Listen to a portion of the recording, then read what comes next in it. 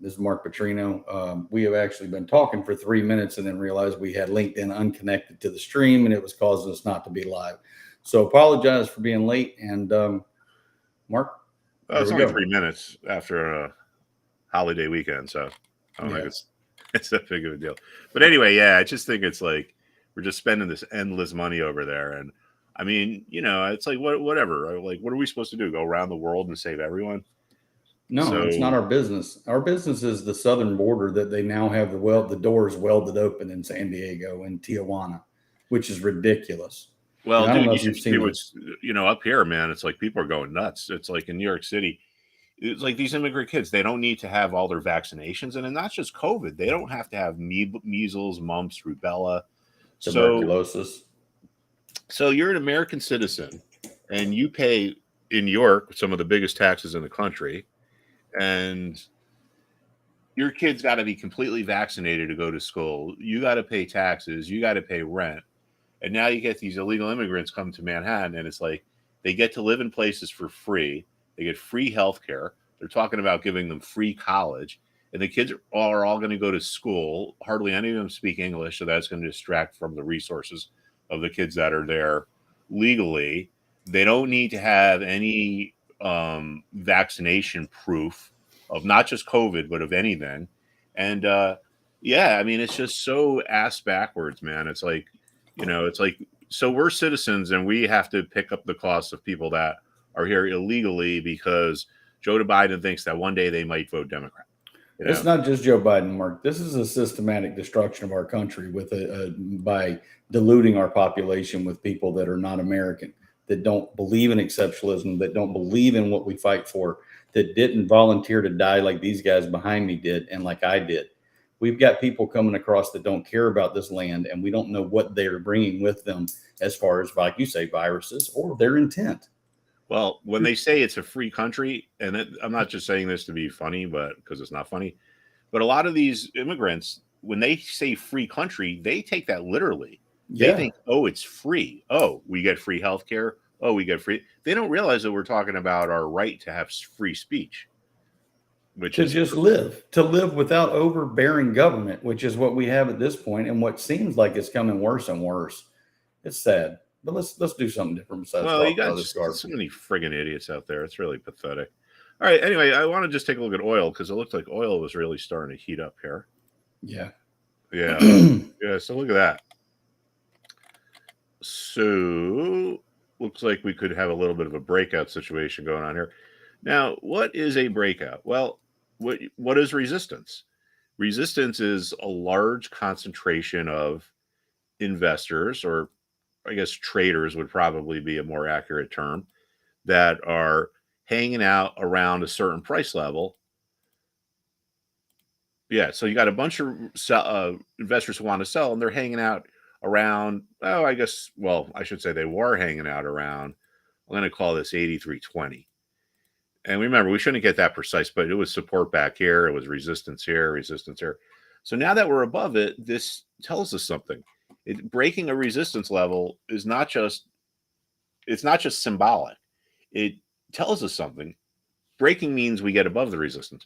Well, it tells us that the investors, or the traders, I should say, who created this resistance with their sell orders are now out of the way. They've either finished their orders or they've canceled their orders, but regardless, they're not in the market. So this means if there are buyers that come into the market, they have to pay higher prices if they want to buy shares. Well, actually, in this case, it would be contracts. Maybe they come into the market and they say, hey, I'm willing to buy a big, massive contracts at $84. Well, guess what? Maybe they can only find a few and they have to pay for more contracts. So that forces the price to go up. So, like, just say we're going down. If we're going down, a buyer can buy all they want because the sellers are overwhelming the buyers. And if we're going sideways, the buyers and the sellers are pretty much equalized with each other. But if we're going up, the sellers can pick their prices because there's more demand than there is supply. Remember, this is all about demand and supply. So now that we're above 83.20, this looks like a pretty good move here. Things are inflationary. I mean, gas is going up. Well, I mean, gas is going to follow oil. But this to me looks like there's a little bit of room to run here. I mean, I don't see it running into resistance until we get to this former peak here, which is around 92 or 93. So let's put that in here for our target. Let's call it 93. All right. So that's some room to move here. Now, if you're thinking, all right, well, that's just great. How do I trade that? I don't trade futures. Well, you can look at this ETF here, the USO. These days, you can get pretty much exposure to anything. So don't ever let things like scare you, right? If, oh, market's going down, oh, I got to go put my head in the sand. No, you can buy some universe ETFs. Inflation's starting to spiral out of control. Oh, I got to put my head in the sand. No, you can go and buy an ETF that's designed to track the price of inflation. Now, a commodities-based ETF isn't going to follow the commodity as closely as an equity ETF is going to follow the equities. And that's because there's different ways of the way they settle these things and the way they trade them, which we don't really need to concern ourselves with. But it's just good enough to know that what am I trying to say here? That you can gain exposure, right? So there's a couple things that are different. It's like one is the commodities markets are always open 24 hours a day, whereas the USO trades on the New York Stock or trades in the United States, which is only open from 9:30 to 3. So just because of that, you're going to get some disconnects in the prices. But again, for our intents and purposes, this is more than enough. Let's just see what oh yeah, so it's not really going to show what it's up. All right, so yeah, so anyway, oil keeps going. USO is a way to play it. You can also look in this energy sector here. The ETF is XLE. How that kind of follows oil as well. Now, this energy sector stock, this has other things in it too. It has the natural gas, it has producers and oil and gas exploration, but for all intents and purposes, it's very correlated with the oil. Now, you could always look within this sector for things as well. And how do you do that? Well, remember, we're looking at the ETF there, XLE, and ETFs have fact sheets. So XLE, and we could go look at the fact sheet and see what companies are in it. Now, I know this because I've looked at it from so many times that Chevron and Exxon. Yeah, well, ExxonMobil and Chevron dominate this thing. Probably about 43% of the benchmark. So anyway, those are two things that we can also get exposure to oil. ExxonMobil is XOM. If oil goes up, this will go up because think about it. What are ExxonMobil's assets? Well, they probably got a lot of oil sitting around in big oil tankers and those big oil tanks that you see. Well, so if oil becomes more valuable, the company becomes more valuable, and therefore the stock should be worth more. Look at this. Here's an example of a gap refilling. So one of the reasons why gaps refill, well, you probably heard that gaps refill, and this is a perfect example. One of the reasons why we get support is because we have investors who sold who regret doing so, and they want to buy their shares back. So you can see that right here. See resistance here becomes support over here. Well, in a price level or situation here where we gap through these levels, where we go from 109 and then the next day we open at 113, so it gapped up 4 points. So those are at these price levels, ExxonMobil didn't trade. So if it didn't trade, then there's no one who could have sold there, who is remorseful and who wants to buy their shares back. So when we gap up here, there's no trading, right? We close at this price. The next day we open at this price. No trading down in here. So then we go sideways where the market's in equilibrium. But then for whatever reason, the sellers overpower the buyers and the support breaks. Now, this is the opposite of resistance breaking. What is support? Well, it's a large group of investors or traders who want to buy at or close to the same price. In this case, it's 114. So when this support breaks, it tells us that the investors or the traders who wanted to buy, they're gone. They either fill their orders or they're cancel their orders, but regardless, they're out of the way. So now sellers come into the market here and they're like, oh man, I can't find any buyers. What the hell is going on here? I got 100,000 shares that I would be willing to sell at 113.50, but The best price I can find for those is 113. So I'm going to have to sell them at 113. Someone else comes in and they got a big order, and it's like, oh, I got to sell 1 million shares, and guess what? I can't find any buyers. So in order for me to bring in a buyer off the sidelines, I got to push the price down and offer my shares at a discount to entice them off the sidelines. So this is a perfect example of the old expression that gaps refill. And if you understand the psychology, it's easy to understand why. We trend one way, we gap through prices, eventually we come back the other way, and there's just not going to be a lot of vested interest at these price levels in here if people are trying to buy their shares back. So now, once again, we've hit resistance. What was support turned into resistance. But ultimately, this is going to follow oil. It's the rules of these commodity-based stocks is a little bit different than trading regular stocks, because they're so attached to oil. So you can see there's not perfect, but there's some similarity. So there's crude oil and there's ExxonMobil. So let's see, Mobil, crude oil, right? So you see the gap here in Exxon. That was because of a gap over here in oil. All right, you also got Chevron you could look at.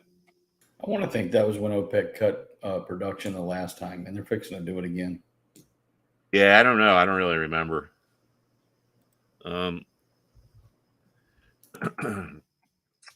Yeah, gas over $4 a gallon here now. So now we got this heat wave, man. It was over 100 degrees yesterday. Now it's supposed to be 100 degrees today too. Last week it was like fall. All right, this is kind of interesting. Dude, this is kind of interesting here. The 100 degrees that you guys have is like hella hot compared to the 100 degrees that we have. Well, we're not really used to it up here. I mean, God, it's ridiculous, man. They close the schools. They say it's too hot. I mean, it's like, just shows how soft society has gotten. It's like, oh, let's close those schools. I remember, well, back then people didn't really feel the heat because they weren't as fat as they are now. So that's part of it too, I think. But, you ever hear of a fan? You ever hear of opening the window? It's like, all right. Anyway, so this could be kind of an interesting play here too. If oil keeps going up, see, we're right at a resistance level. And there's a large group of sellers sitting right around here. They've been able to keep a top on it. But if oil goes higher, that'll make this break. And because there's resistance here, remember, when things break resistance, they tend to make quick moves. And that, like, see here, we broke this resistance and we had this quick move higher. And that's because the traditional, I guess, the traditional technical analysis thought process on this is that you have people that wanted to sell, like, just say within here. Let me make this a little bit bigger. So you got people that wanted to sell or are willing to sell in here, but they see, I wanted to sell at 165, but this thing ran into resistance around 164. So I better reduce the price. I'm going to go from 165 to 164 because I don't want to miss out. So in theory, you got all these investors who wanted to sell in this price range, and they've reduced their prices. So you have this kind of air pocket of sell orders in here. So if buyers come in, well, there's a good chance that they don't find a lot of sellers to buy from because the sellers have reduced the price and now they got run over and they're out of the way. So the buyers have to pay up. So this is one of the reasons why we get quick moves sometimes when we break resistance and also when we break support, because the opposite is true in support. People that wanted to buy raise their prices, and then if the support eventually breaks, you have the air pocket that's just underneath the support level. So let's see what else we got in here. Schlumberger. Yeah, man, last week it was like 60 degrees. It felt like fall. And now today it's just like, it's going to be really hot again. I mean, I don't mind it, though. You just got to get used to it. I went jogging yesterday. My wife's like, are you crazy? It's like, I'm freaking young and healthy here. I'm not ready to retire yet. It does, man. It makes you stronger to get out there in that heat and fight your body with it. Mark, yeah, and you sweat. You just get a good sweat going and sweat out all those toxins, which someone told me that's not true because your sweat is 99% water. But I don't know about that. I always feel better after. All right, so Schlumberger, not surprisingly. See? Hold on one second. Hey, so I went back through Benzinga Pro, and I found that, and it was an OPEC cut on April 2nd that started it, but on the On the 31st, there were the strikes at the French refineries that tightened up global oil supplies. Yeah. Well, I mean, who really knows if that move, if the news moves the stock or not for oil, I should say, because most of the traders that are trading, they trade short term. So these longer term things, they affect the thing longer term, but in the short run, it's mostly just kind of the trading back and forth. So Gotcha. so sometimes it's you're kind of better off not paying attention to the news because it can get you really confused. I At was least just that's what trying to I find. explain the gap. What's that? I was just trying to figure why there was a gap and if there was a gap because of a reason, not just because there was no trading in that area. But I mean, I understand what you're saying. I just like to, it's me overthinking it a little bit.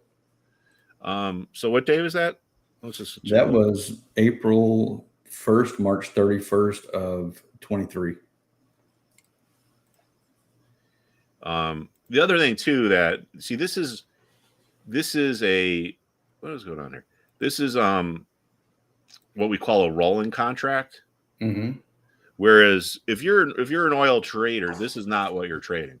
This is so let's see. So April. So that was like right in here. Yeah, it's going to be like the 31st to the 1st of April between that week. OPEC cut nearly 1.2 million barrels per day that week. French refinery strike to tighten global gasoline supply. Yeah, I Um, mean, I guess you know, that I could have. mean, all those things are congruent. I mean, I don't even know the word that I'm looking for to make to cause that specific gap. I just try to like to find out the reason why. Yeah, I mean that could do it. But if you're trading oil, you're actually not trading this. This is whenever you see a one after the commodity, it's what we call a rolling contract. And for our intents and purposes, believe me, it's sufficient to watch.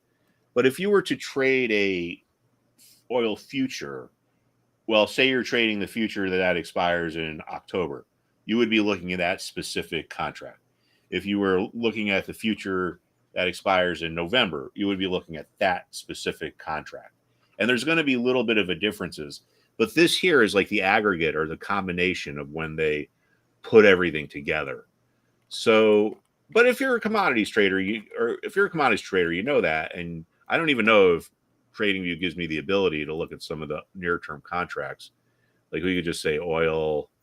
Let's just put on all. Let's just say I don't think we can, but oil and then October. Um, Oil October. We'll go to futures, crude oil futures. Yeah, so they don't have it on here. But anyway, yeah, I mean that could have driven some aggressive buyers into the market. But what's kind of interesting though, and this kind of goes back to our psychology, is say that the that is the reason why, and there was a gap here. Well, check this out. So this is the end of March. By the end of April, the price had fallen right back to where it was in March. So this just shows you like an emotional reaction or a rush to a rush to jump in and buy. Because Right. once the kind of the news kind of wore off and people kind of chilled out, look what happened. We get right back to here. So how is the valuation here greater than the evaluation here when what's changed is that there should be less demand on or less supply on the market? Well, that's why I like to use that to find out why these gaps occur. Not all of them, but on oil, it's kind of simple. It's either a cut in production or a tanker or something big like that. So, that's why I would just want to look on that. But I kind of do that on all my stocks. I go back to look at spots where my trades were done and to see if there was news that kind of correlated to it. If there's things in the stock chart way back in the past that I see that I want to know why it happened, then I'll go back and get an idea of what could happen for the future. Yeah, I hear you, dude. All right. So anyway, so let's look at the S&P. Looks like it's trading down a little bit here. And now here we go back to our talk about levels. Where did the S&P ETF SPY, which trades 70 million shares a day, and as we know, there's people all over the world trading it. Somehow it ran into resistance right around 452. And not coincidentally, 452 was a support level back here. So there's a reason why it didn't stall out here or it didn't get up to here to stall out. The reason why it got here installed for the last 4 days, including today, is because it's a former support level. And there tends to be resistance at former support levels. This is because people bought and they regret their decision to do so when the price gets lower. They tell themselves, if this gets back up to 452, I'm going to sell and I'm going to get out at break even. So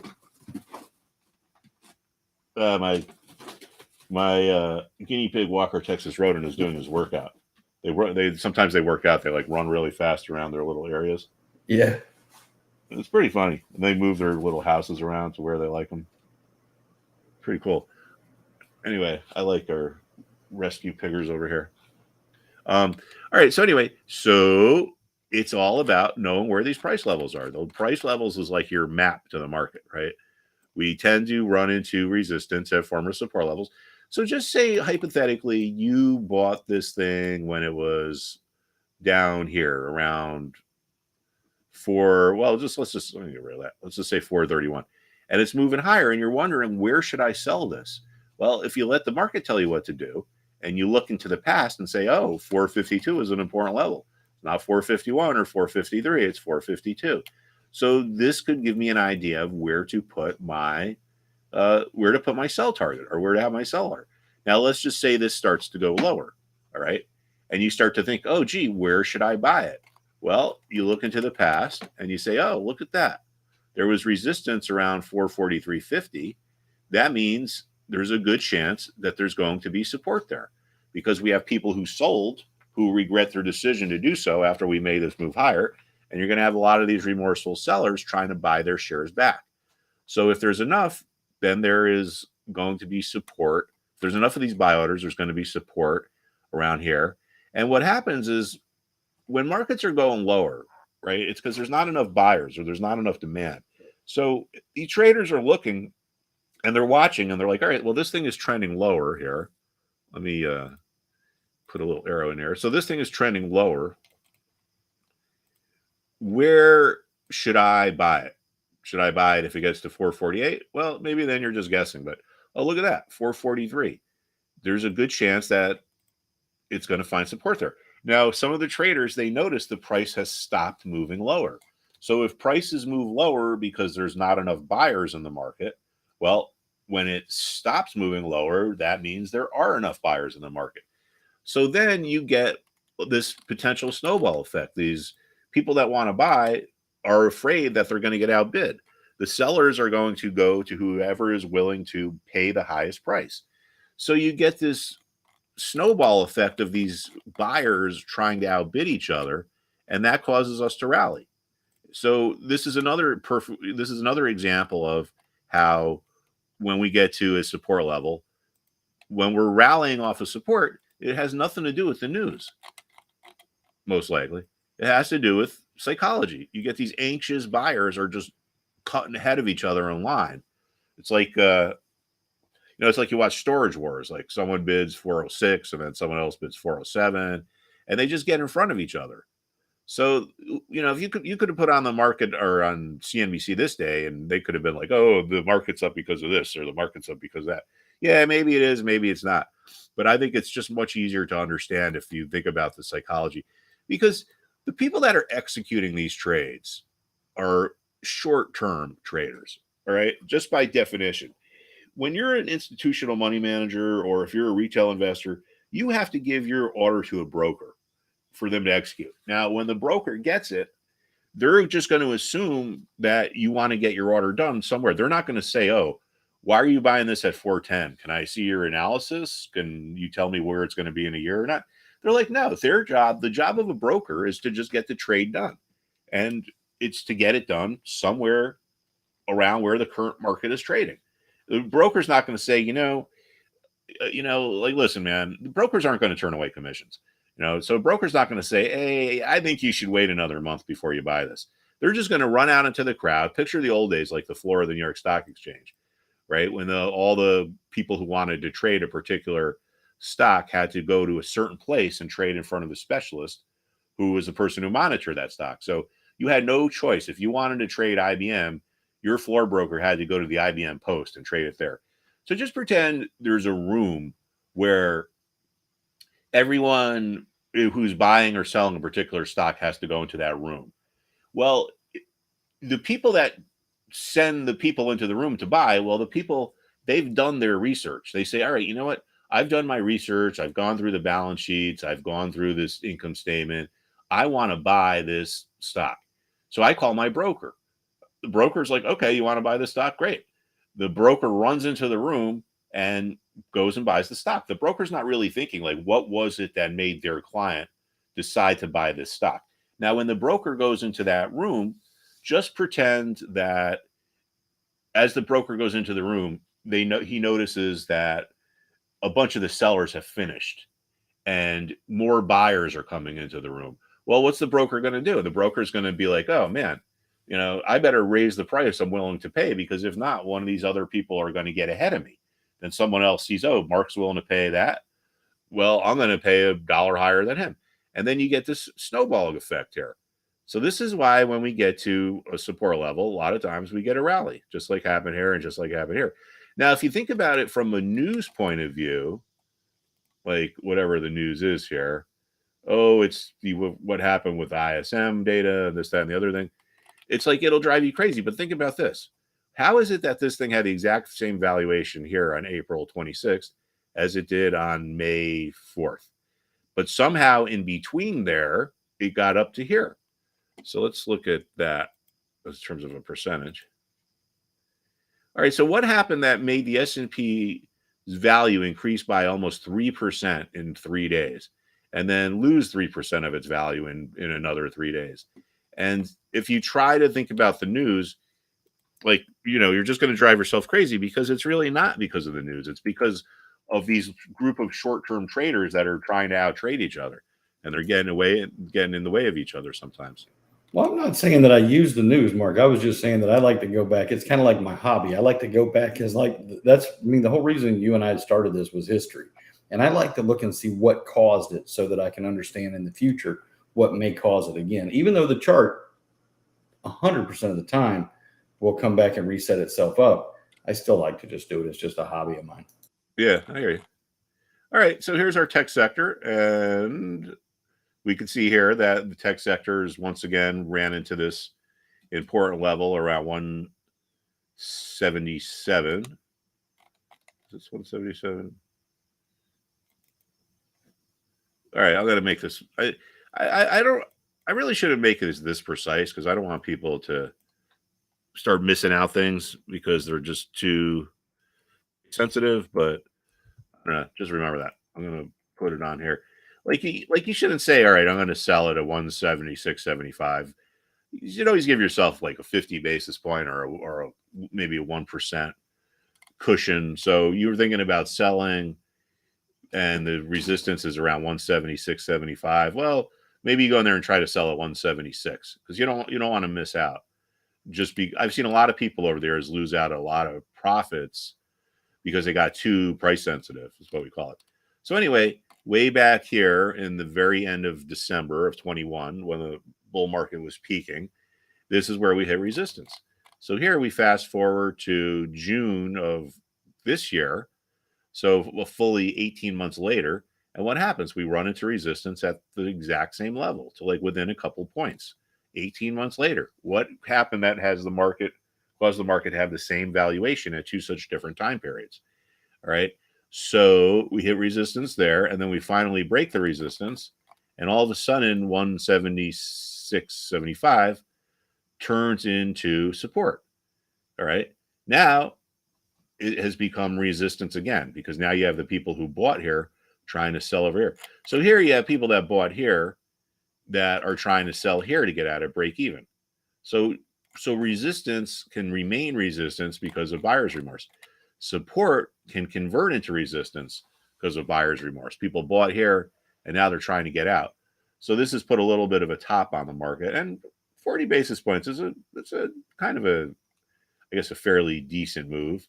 But this could probably stall us out. Until this level breaks here, I would probably be neutral on, at least on this sector. So I would say I'm neutral. And if we break out, then I would turn bullish. But right now I'm neutral, and that's because our momentum is pretty neutral, and we have a lot of resistance just overhead. So it's almost like it's a ceiling. It's going to put a top on the price.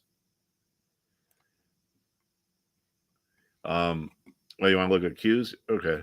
Well, actually, if you're trading Qs, you should pay attention to this as well, because the Qs is part of the technology sector, right? It tracks the NASDAQ 100, which is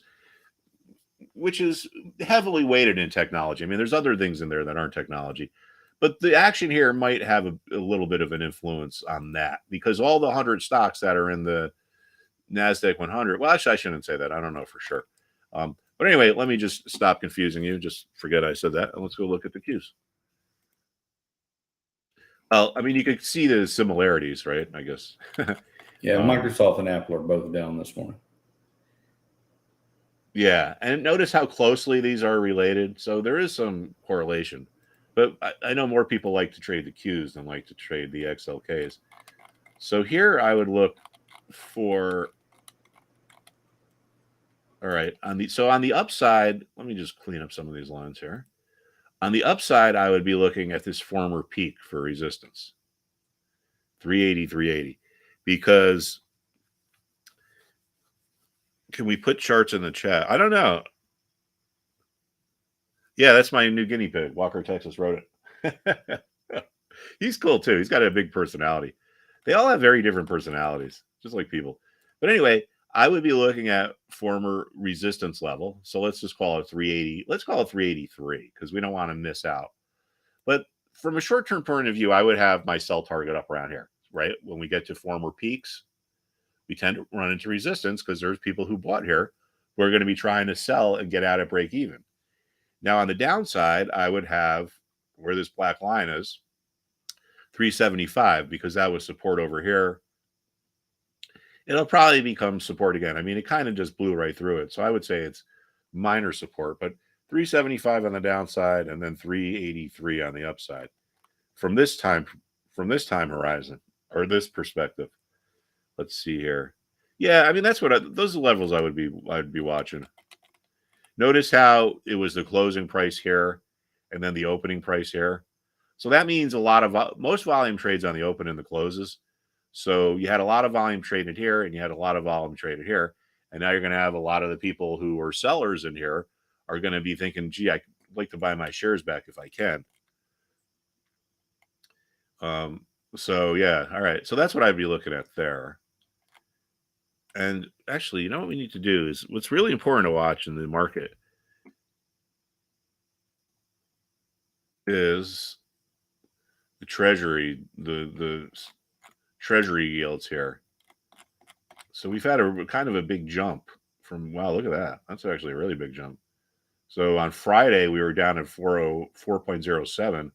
And today we're up at 4.23. So that's a really big jump. So that could be putting some pressure on the market. But if this 435 level breaks and interest rates start to really move higher, that'll be bearish for the market.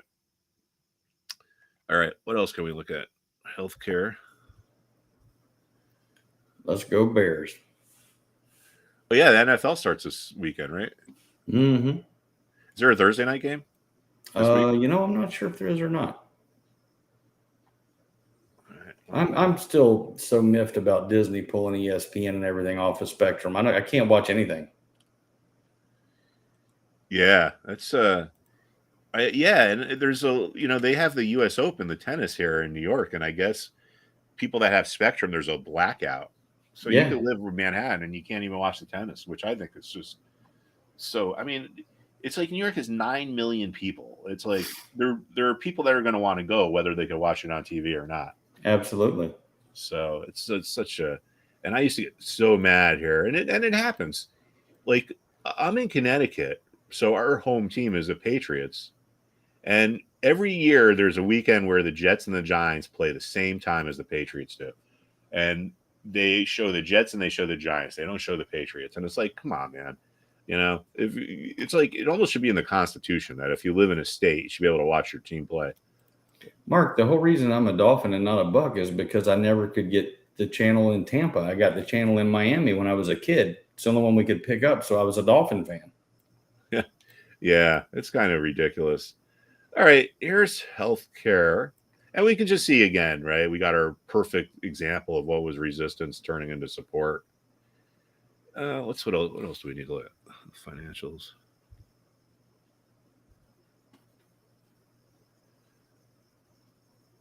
All right, we can see financials have run into a little bit of resistance.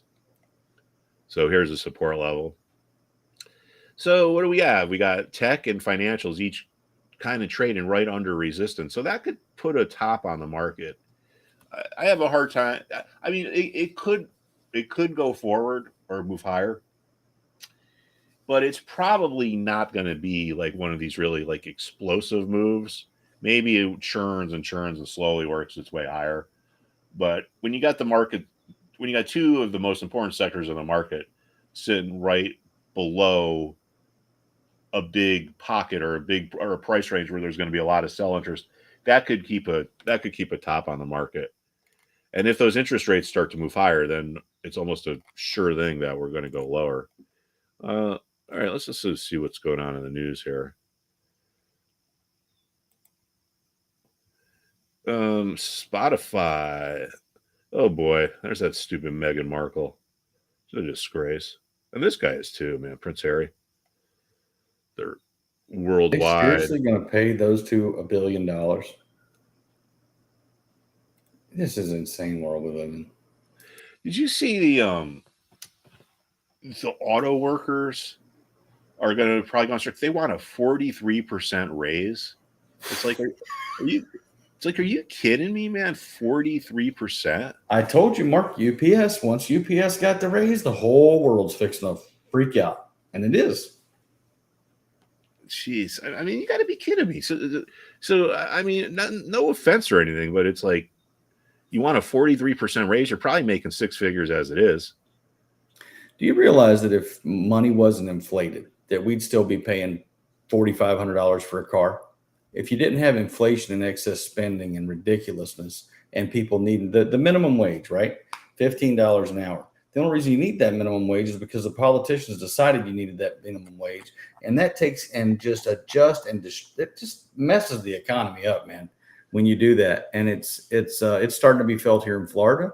And you're Well, starting to see it. I don't see how you can justify a 43% raise. Are you kidding? Well, I understand that, but what I'm saying is they started it with the minimum, then they gave it to UPS. Now it's unionized, and now it's got to be this 43% for the auto workers.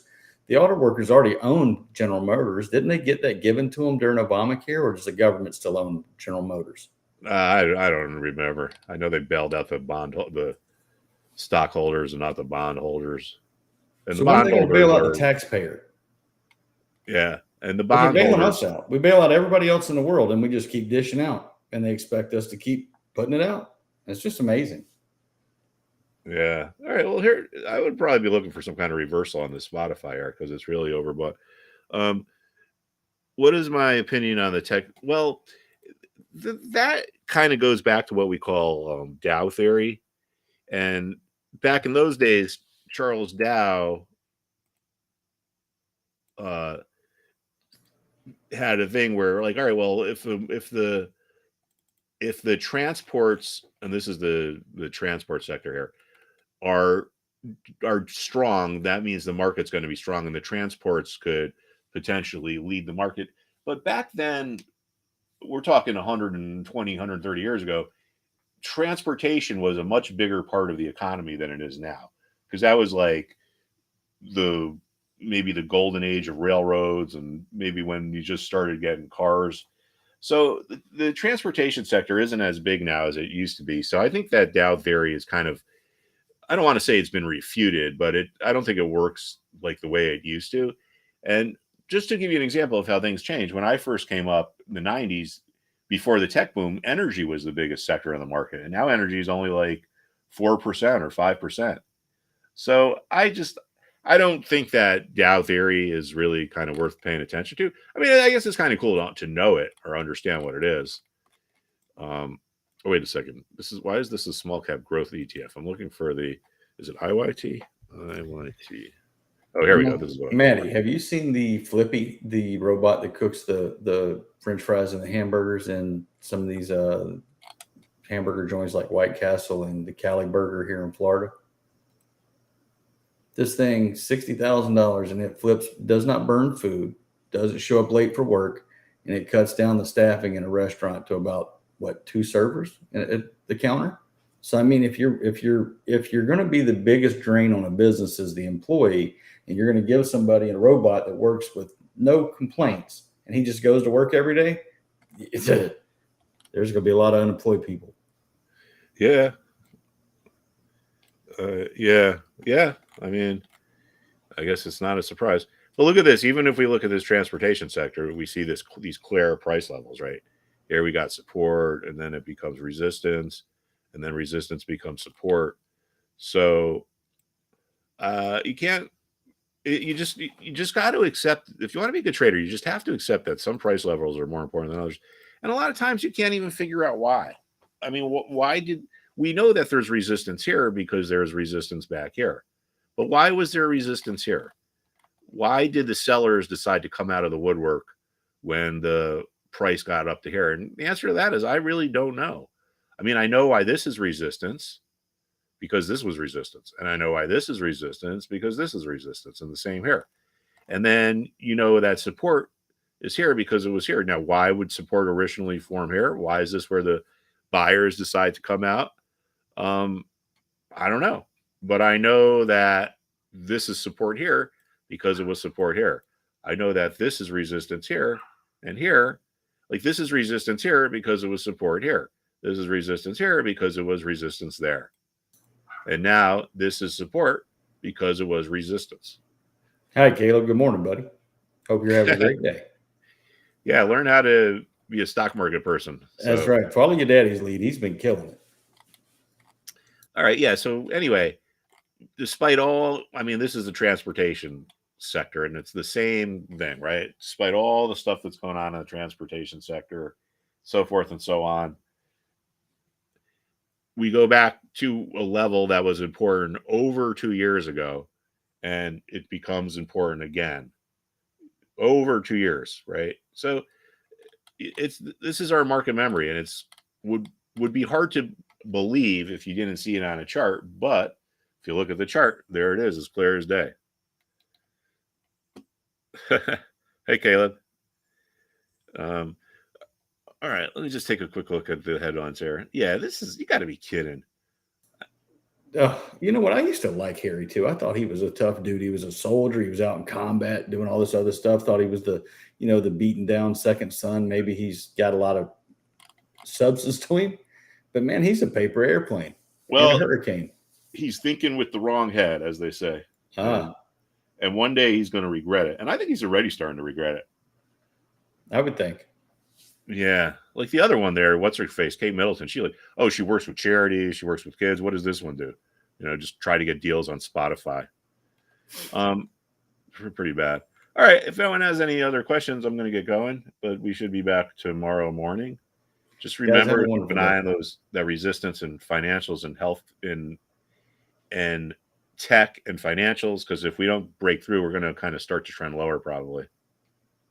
Thank you guys. Have a wonderful day, and stay safe and be free.